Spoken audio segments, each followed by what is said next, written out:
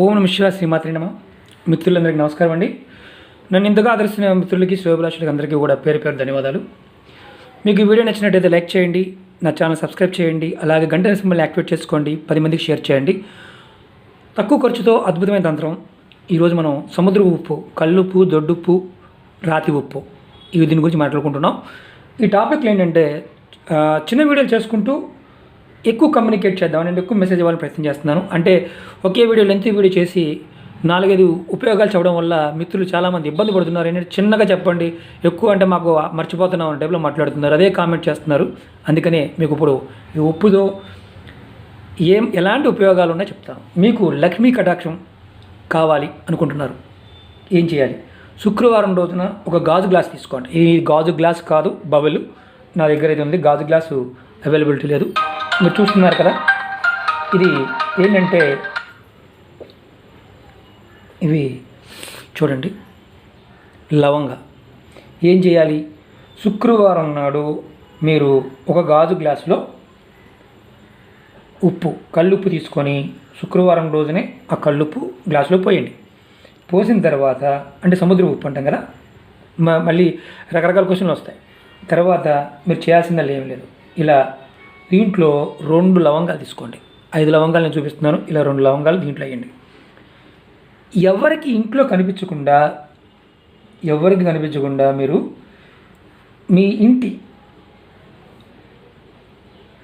నైరుతి మూల, ఒకవేళ ద్వారా నైరుతి అంటే దక్షిణం వైపు, అటు పడమర వైపు కార్నర్ ప్రాంతంలో కానీ, అంటే మీరు బీరువా ఉంటుంది కదా, కొన్ని ప్రాంతాల్లో బీరువా పెట్టుకుంటాం కదా, అక్కడ కానీ, లేదంటే ఉత్తర ప్రాంతం అంటే ఉత్తరం వైపు అలమర ఎక్కడ ఉంటే కనుక లోపల పెట్టండి.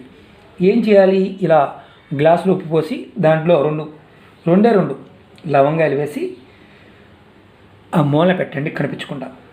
మీ ఇంట్లో ఎప్పుడు ఆర్థిక సమస్య లాంటివి తీరిపోతాయి.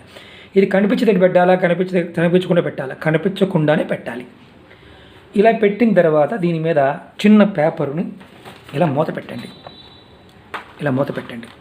ఎందుకంటే ఓపెన్ కాకుండా ఇలా చేయడం వల్ల లక్ష్మీదేవి మీకున్న ఆర్థిక సమస్యల్ని ఆటోమేటిక్ తగ్గిస్తుంది. మీరు చాలామంది అడుగుతుంటారు, శ్రీనివాస్ గారు లక్ష్మీ కటాక్షం కోసం ఏం చేయాలని. ఏమీ లేదండి, చిన్న పని. సూర్యోదయానికి ముందే లేవండి.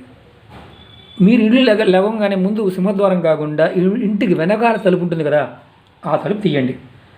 ఆ తలుపు తీసిన తర్వాత మాత్రమే సింహద్వారం ఓపెన్ చేయండి. ఇలా చేస్తే ఏమవుద్ది?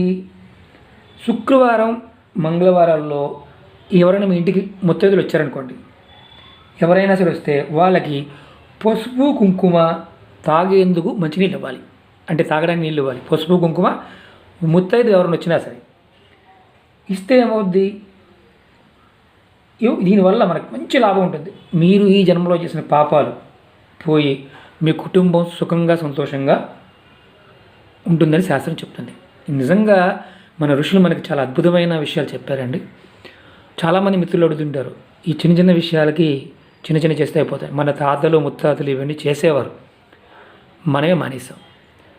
ఉప్పుతో అద్భుతమైన తంత్రాలు. ఇంకా ఇందులో హిమాలయ ఉప్పు ఉంటుంది, అలాగే వేరే ఉప్పు ఉంటుంది. మీకు హిమాలయ ఉప్పు కూడా చూపిస్తాను మీకు నేను. ఇదిగోండి, ఇలా కలర్ ఉంటుంది, బ్లాక్ కలర్లో ఉంటుంది హిమాలయ ఉప్పు.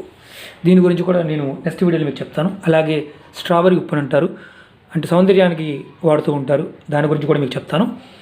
ఈ చిన్న తంత్రం చేయండి, ఖచ్చితంగా లక్ష్మీ కటాక్షం ఉంటుంది, మీకు అద్భుతమైన ఫలితాలు రావడానికి అవకాశం ఉంటుంది.